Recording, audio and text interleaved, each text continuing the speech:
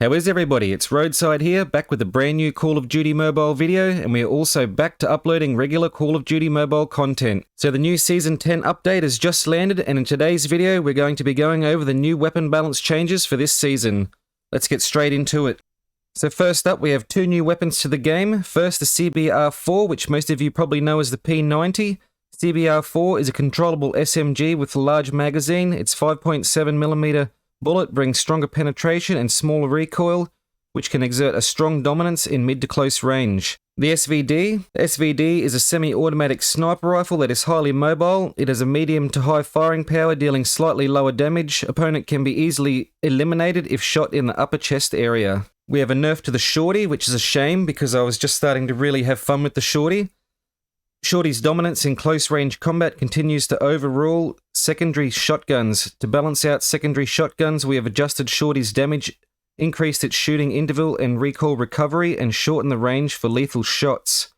So single damage has gone from 28, 20, 17, and 15 to 28, 14, 13, and 12, and slightly increased the base recoil from 3.57 to 6, max 6 to 12. The MW11 has received quite a nice little buff. The 600 millisecond time to kill has been incompatible with the current meta. We increased the close range damage, shortened time to kill to 400 milliseconds in close range combat, and time to kill to 200 milliseconds in face-to-face combat. 160 milliseconds with lightweight trigger. So now from up until 9 meters, the MW11 will do 35 damage. From 9 to 20 meters will deal 26 damage. From 20 to 25 meters will deal 20 damage. From 20 to 30 meters, 17 damage, and above 30 meters will be 16 damage.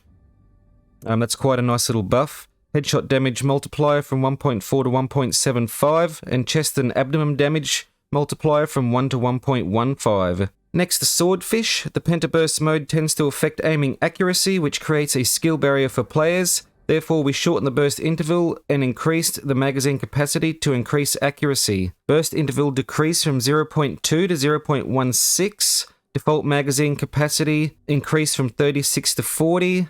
Expanded magazine capacity increased from 44 to 52. Halberd magazine capacity increased from 40 to 50. Damage to the chest and arms range within 0 to 40 meters is 24 to 26. Range 40 or further is 21 to 23 damage. The Type 25, which I'm really looking forward to, has received a nice buff as well. We are buffing the Type 25 because it is lacking damage, even with a stopping power reload. Its TTK also did not show an advantage in close combat, therefore both fire rate and damage to the abdomen have been increased to improve close range effectiveness. The damage of stopping power reload is increased without affecting the MP's original time to kill.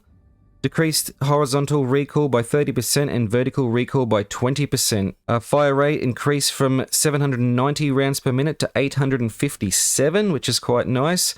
Damage to the abdomen, 24 to 26. You can see here the changes to the stopping power, reload, vertical and horizontal recoil, and a damage increase for that as well, and removed reload time debuff. One of my favourite weapons, the Man-O-War, has also received a buff. Man-O-War's high damage spread, low firing rate and high recoil is making the actual time to kill differ from the theoretical value. The trajectory of the first 6 bullets is slightly adjusted to fix this issue. Adjusted vertical recoil decreased the ADS bullet spread about 5%. And the nerf that most of us have been waiting for, including myself, is the nerf to the MX9. The MX9 was initially designed for players to gain a suppression advantage at close range when optimizing combat positioning and recoil control during high movement speed gameplays. However, its high base damage and smooth recoil curve drastically increase its accuracy, making it easy to hit the upper body area during combat. Therefore, the base damage is slightly reduced and recoil curve is adjusted to put a higher emphasis on player positioning during combat. Base damage has been changed from 30, 24, 16 and 15 to 25, 21, 18 and 16, and increase the horizontal recoil. Personally, I think it's about time we got this nerf. The R90 has had a buff. R90's long sprint to fire delay and unique pumping mechanism seems to give players a sense of lag during combat. The sprint to fire delay and pump time are slightly reduced to improve player experience. Sprint to fire delay has been decreased from 0.25 to 0.2. And finally, my favourite sniper rifle, the DLQ-33, has been buffed as well. In order to adapt to the HP in payout S&D, DLQ's damage to the chest, abdomen, and arms is slightly increased to ensure a fully armoured target can be killed. The adjustment will not change the time to kill in MP mode.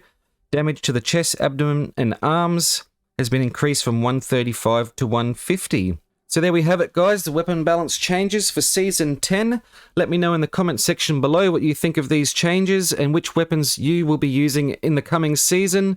I hope this has been helpful for you guys. If you enjoyed the video, don't forget to drop a like. And if you're new to the channel, don't forget to subscribe and turn the notification bell on for weekly COD Mobile content. I'm Roadside, and I'll catch you guys in the next one.